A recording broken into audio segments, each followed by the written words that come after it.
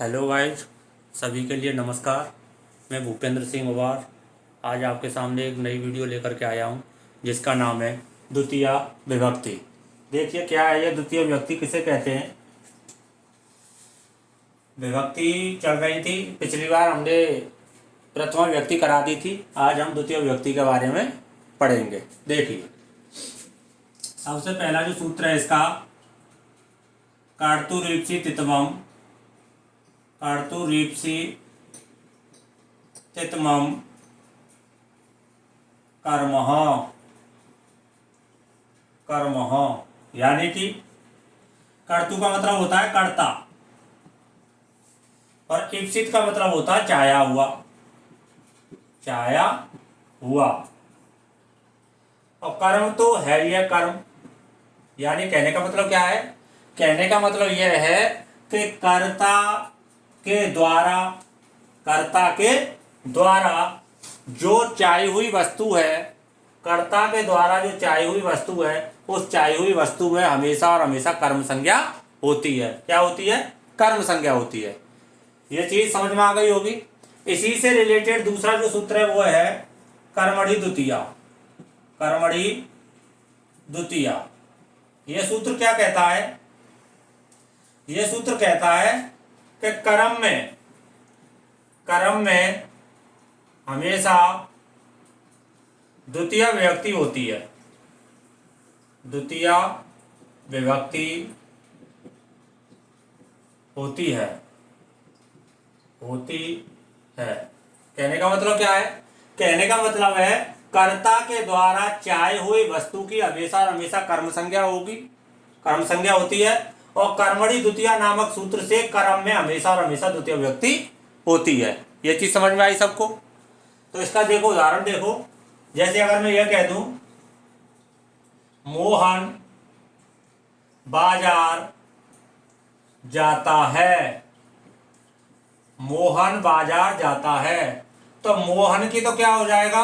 मोहन, मोहन क्या है यहाँ पे? कर्ता। और जाता है क्या है यहाँ पे? क्रिया। कर्ता में हमेशा कौन सी व्यक्ति होती है? प्रथमा। क्रिया कर्ता के अनुसार आती है। प्रथमा व्यक्ति में भी बताया था ये कर्म, और जब वो वाच्य परिवर्तन कराए थे वहां पे भी बताया था ये। मोहन बाजार जाता है, तो यहाँ पे मोहन क्या है? पुल्लिंग है। क्या है यहाँ पे? मोहन पुल्लिंग। अब पुल्लिंग है, लिंग तीन होते हैं संस्कृत में, पुल्लिंग, स्त्रीलिंग और नपुंसकलिंग। मोहन एक है, दो है या बहुत सारे? तो एक है। तो प्रथम व्यक्ति एक वचन में विसर्ग आते हैं, इसलिए मोहन है।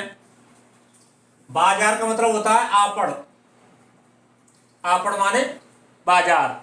अब यहाँ पे कर्म, ये कर्म है, ये क्या है? बाजार, कर्म। यानी मोहन के द्वारा सबसे चाहिए हुई वस्तु क्या है? बाजार है। सबसे चाहिए हुई चीज क्या है? बाजार है। तो बाजार में कौन सी व्यक्ति लगेगी? बाजार की कौन सी संज्ञा है? पहले कर्म संज्ञा है। और कर्मणि द्वितीया से कौन सी व्यक्ति लग जाएगी? कर्म में द्वितीय व्यक्ति लग जाएगी। बाजार को संस्कृत में क्या कहते हैं? आपड़। अब देखो आपड़ लिख दिया। यहां पे बाजार में द्वितीय व्यक्ति आनी चाहिए। कौन सी व्यक्ति आनी चाहिए? द्वितीय व्यक्ति। नपुंसक लिंग है बाजार, द्वितीय व्यक्ति में कैसे आएगा? फलम फले फलानी, तो एक है, इसलिए यहां पे क्या आ जाएगा? आपड़म। गम माने होता है जाना, धातु क्या है? गम। और गम के रूप किस तरह से चलते हैं? गच्छ की तरह। गम के रूप किस तरह से चलते हैं? गच्छ की तरह चलते हैं। गच्छ की ही चलेंगे, यानी गम धातु का रूप गच्छ में बदल जाते हैं। तो यहाँ पे क्या आ जाएगा? मोहन एक वचन है, तो यहाँ पे एक वचन में क्या आएगा? शॉर्ट फॉर्म में ती, गम में ती लगा देंगे, गम के रूप चलते हैं गच्छ की तरह, यानी गच्छ में चलते हैं गम के रूप। तो गच्छ में ती लग जाएगी तो रूप क्या बन जाएगा? गच्छति। तो रूप क्या बन गया? रूप बन गया मोहन आपड़म गच्छति, मोहन बाजार जाता है। ऐसे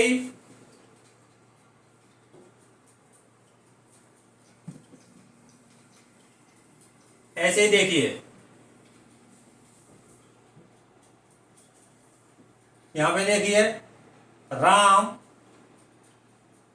राम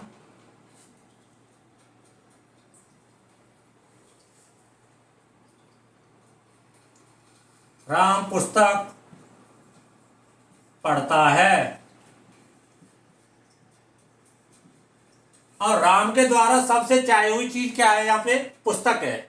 तो पुस्तक क्या है यहाँ पे? कर्म। राम क्या हो गया? कर्ता। पढ़ता है क्रिया। राम के द्वारा सबसे चाही हुई चीज क्या है? पुस्तक। तो कर्ता के द्वारा चाही हुई चीज में कौन सी संज्ञा हो जाती है? कर्म संज्ञा। और कर्मणि द्वितीया नामक सूत्र से, कर्मणि द्वितीया, कर्मणि द्वितीया नामक सूत्र से कर्म में कौन सी व्यक्ति लग जाती है?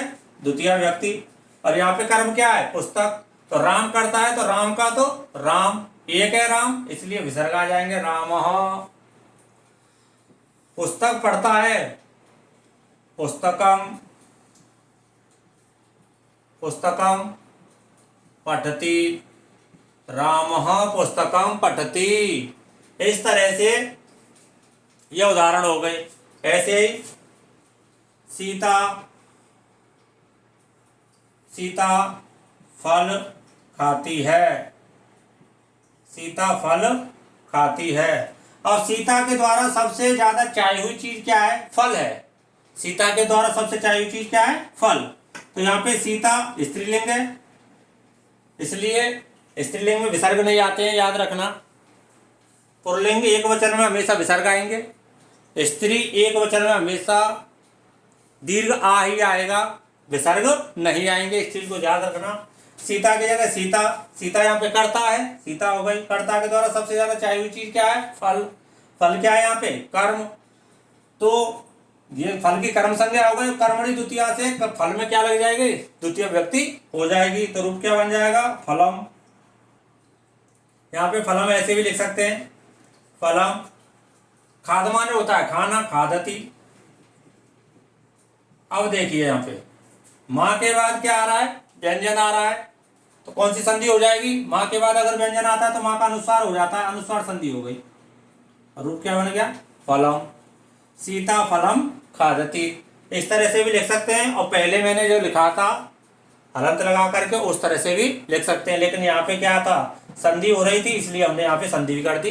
ये शुद्ध रूप हो गया सीता फलम खादती। अब देखिए आगे अगला सूत्र क्या कहता है द्वितीय व्यक्ति का? अधिशीर्ष स्थानाम कर्मः। अगला जो सूत्र है वो क्या कह रहा है? अधिशीर्ष स्थानाम कर्मः। देखिए तीसरे नंबर का जो सूत्र है वो क्या कह रहा है? अधिशीर्ष स्थानाम, अधिशीर्ष स्थानाम कर्मः। यानी कि अधि उपसर्ग पूर्वक, अधि उपसर्ग पूर्वक क्या आ जाए? सीड़। सीड़ मतलब सोना, सीड़ धातु आ जाए। और स्था,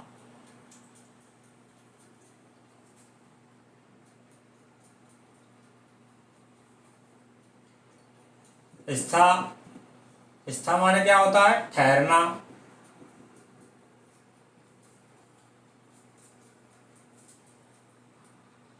यहाँ पे स्था नाम नहीं आएगा। अधिशीर्ष स्था साम, अधिशीर्ष स्था साम कर्म है। अधिशीर्ष स्था साम कर्म। अधि उपसर्ग पूर्वक सीड़ धातु, स्था धातु। अब यहाँ पे आ रही है आस धातु। कौन सी धातु? आस। आस, आस माने बैठना।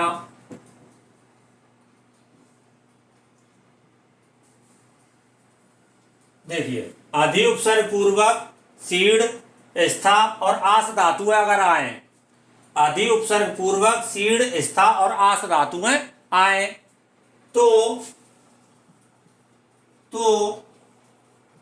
आधार में, आधार में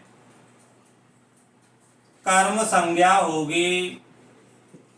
कर्म संज्ञा होती है या होगी।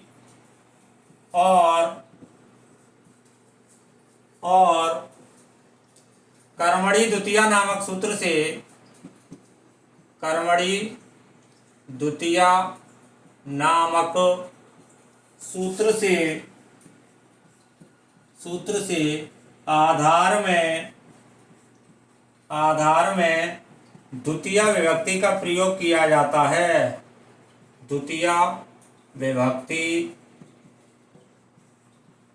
का प्रयोग किया जाता है, सप्तमी का नहीं, सप्तमी का नहीं। ये चीज क्यों लिखाई है, इसको समझा करके अलग से नोट कराऊंगा, वहां पे ये तुम्हारे समझ में आएगी ये चीज। देखिए अधिशीण स्थासाम कर्म क्या कहता है द्वितीय व्यक्ति में, अगला जो सूत्र है कि अधि उपसर्ग पूर्वक, अधि क्या है, उपसर्ग है, अधि उपसर्ग पूर्वक यदि कौन कौन सी धातु आए, सीड धातु आए, स्था धातु आए और आस धातु आए, तो आधार में यानी जिस पर सोता है, जिस पर ठहरता है, जिस पर बैठता है, कोई भी हो, सोती है, ठहरती है, बैठती है, पुल्लिंग हो स्त्रीलिंग हो, कोई भी आ सकता है यहाँ पे, तो आधार में कौन सी संज्ञा होगी, कर्म संज्ञा होगी। किससे होगी, कर्तृरूप से तितमम कर्म से कर्म संज्ञा होती है। और कर्मणि द्वितीया, जो सूत्र बताया था कर्मणि द्वितीया नामक सूत्र से आधार में कौन सी व्यक्ति का प्रयोग किया जाएगा, द्वितीय व्यक्ति का प्रयोग किया जाएगा, सप्तमी का नहीं किया जाएगा। जबकि आधार में हमेशा कौन सी व्यक्ति होती है, आधारो अधिकरणम, यानी आधार में सप्तमी व्यक्ति का प्रयोग किया था, अधिकरण संज्ञा होती है आधार में। लेकिन यहाँ पर इस सूत्र की वजह से यानी कि इस अधि उपसर्ग की वजह से, इसकी वजह से, इस अधि उपसर्ग की वजह से क्या हो रहा है, इस अधि उपसर्ग की वजह से यहाँ पर आधार में सप्तमी व्यक्ति ना होकर के कौन सी व्यक्ति हो रही है, द्वितीय व्यक्ति हो रही है। देखिए कैसे, अगर मैं यहाँ पे यह कह दूं विष्णु या हरि कह दे, हरि बैकुंठ में सोते हैं, इसी को अगर मैं ये कहता हूं ठहरते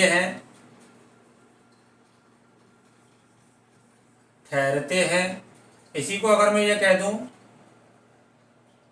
बैठते हैं। देखिए एक ही उदाहरण से समझा देता हूं मैं। अगर मैंने ये कह दिया हरि वैकुंठ में सोते हैं, यहां तक कर दिया, ठहरते हैं बैठते हैं इसको छोड़ दो, तो हरि क्या है, यहाँ पे पुल्लिंग है, एक है, दो है या बहुत सारे हैं, तो एक ही है, तो इसलिए हरि में क्या आ जाएंगे, विसर्ग आ जाएंगे। प्रथम पुरुष एक वचन में क्या आ जाएगा, प्रथम व्यक्ति एक वचन में, हरि में विसर्ग, हरि। अब देखिए यहाँ पर बैकुंठ में, अब यहाँ पर आधार है, यानी हरि किस कहाँ पे सो रहे हैं, बैकुंठ में सो रहे हैं, तो ये बैकुंठ क्या है, इनका आधार हो गया। ठीक है, अब यहाँ पे जो आधार है बैकुंठ, इस आधार में नियम पूर्वक तो क्या आनी चाहिए थी, सप्तमी व्यक्ति आनी चाहिए थी, क्योंकि आधारो अधिकरणम नाम सूत्र से आधार में सप्तमी व्यक्ति होती है। लेकिन अधि उपसर्ग के कारण, किसके कारण, अधि उपसर्ग के कारण यहाँ पर वैकुंठ में सप्तमी व्यक्ति ना होकर के कौन सी व्यक्ति होगी, द्वितीय व्यक्ति होगी, और रूप बन जाएगा वैकुंठम। अब इसको ऐसे भी लिख सकते हैं वैकुंठम। ठीक है, हरि वैकुंठम, सोते हैं, सोना किस माने है, सीड।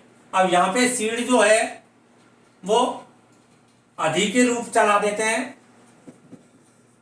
यानी कि अधि उपसर्ग जोड़ देते हैं सीड में, अधि प्लस सीड, तो रूप क्या बन जाएगा, अधिसेते, अधिसेते। इसी प्रकार से अधि में क्या जोड़ दें, स्था। ठीक है, तो रूप क्या बन जाएगा,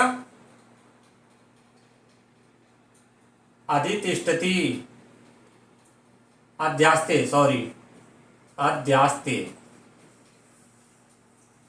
ठीक है, और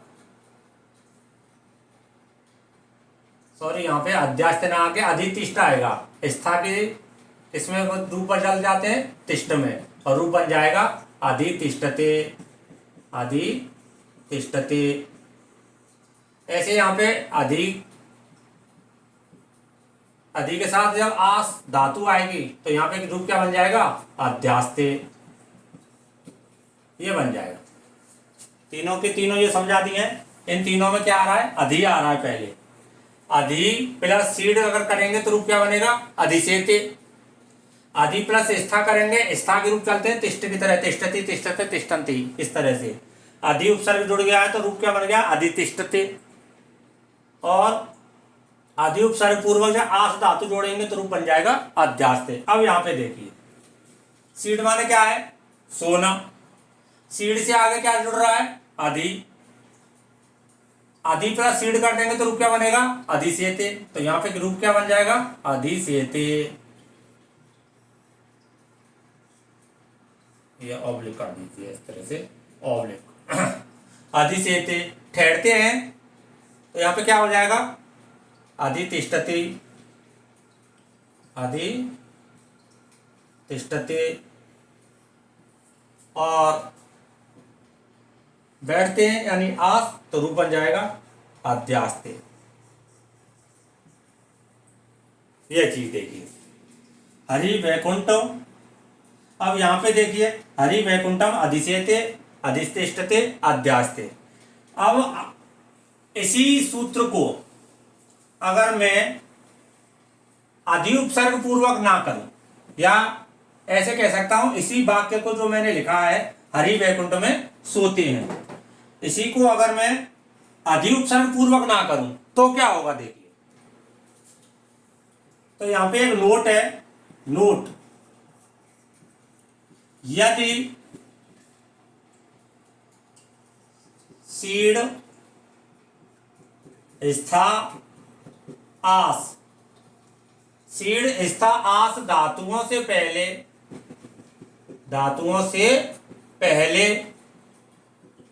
अधि उपसर्ग ना हो, अधि उपसर्ग ना हो तो आधार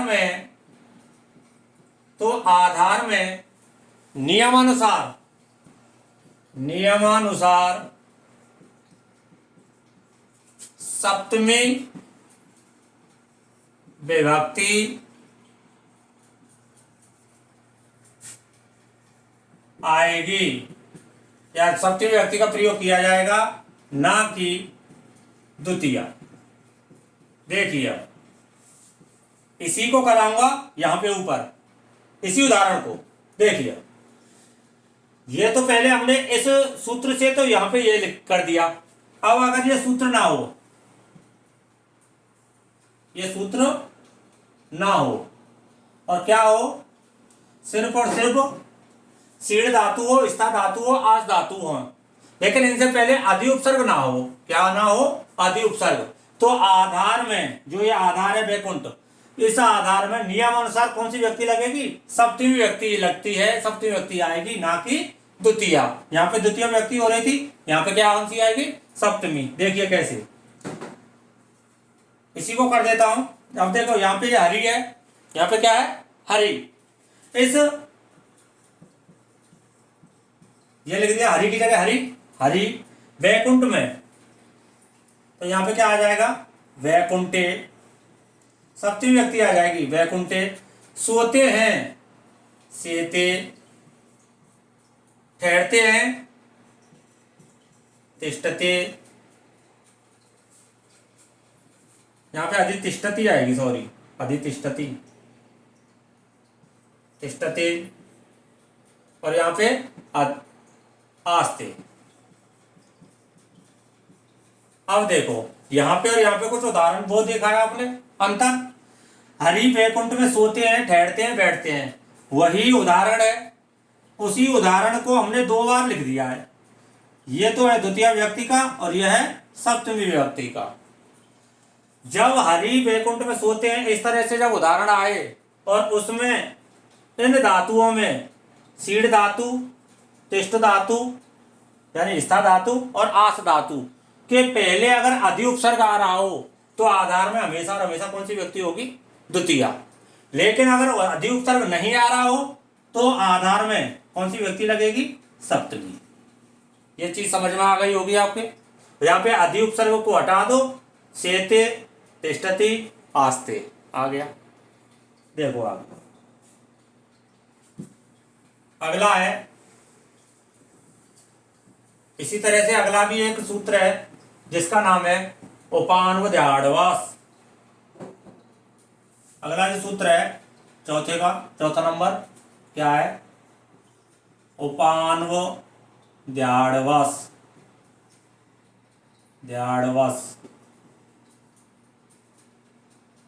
यानी कि यह सूत्र क्या कह रहा है? यह सूत्र कह रहा है उप, अनु, अधि और आ। यहां पे देखिए, उप, अनु, अधि और आ। इसको हम आड़ भी कह सकते हैं, आंग कहते हैं वैसे से। ये रूप बन गया आ। इन चारों उपसर्ग उप, अनु, अधि और आ, ये चार उपसर्ग हो गए। इन चारों उपसर्ग के बाद यदि क्या है? वस धातु आए। क्या है? वस धातु।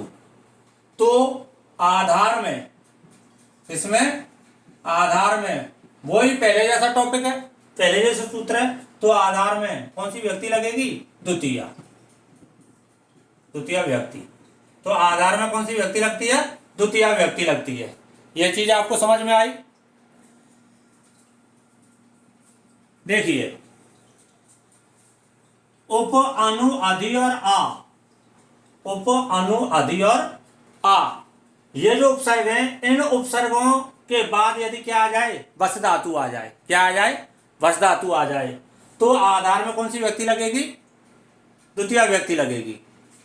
ठीक है, देखिए, उप प्लस वस कर देंगे तो रूप बन जाएगा उपवसति। ऐसे अनु प्लस वस कर देंगे तो अनुवसति।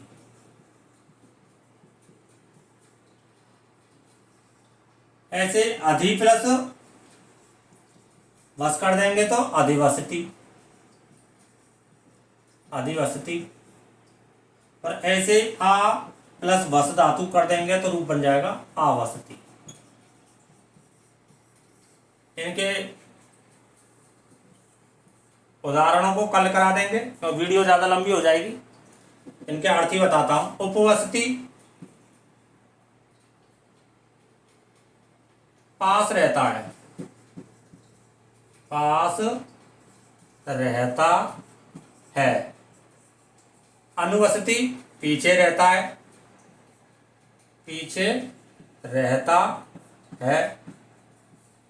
अधिवसति, में रहता है, में रहता है। और आवस्ति, रहता है, रहता है। तो इसके उदाहरण हम कल करा देंगे। वीडियो थोड़ा ज़्यादा लंबी हो जाएगी, इसलिए इसके उदाहरण कल कराएंगे। और वीडियो में कोई भी परेशानी आवे, किसी भी तरह की दिक्कत अगर आप लोगों को आ रही हो तो कृपया करके कमेंट करके मुझे बताएं। पिछले कुछ वीडियो में अक्षर साफ दिखाई नहीं दे रहे थे, तो कुछ स्टूडेंट्स ने कहा था कि सर अक्षरों को बड़ा लिखा करें, अक्षर साफ दिखाई नहीं देते हैं। तो अब मैं समझता हूं कि उनको ये परेशानी दूर हो चुकी होगी। साफ दिखाई दे रहा है, कोई दिक्कत नहीं है, एक एक अक्षर दिखाई दे रहा है यहाँ पे। अगर वीडियो पसंद आए तो वीडियो को लाइक करें, शेयर करें, कमेंट करें और चैनल को सब्सक्राइब करें। चैनल का नाम है BS एजुकेशन ओवार। तो इसी के साथ यहाँ पे आज की वीडियो समाप्त होती है। इसका जो अगला भाग आएगा उसको हम कल कराएंगे। तब तक के लिए जय हिंद, जय भारत।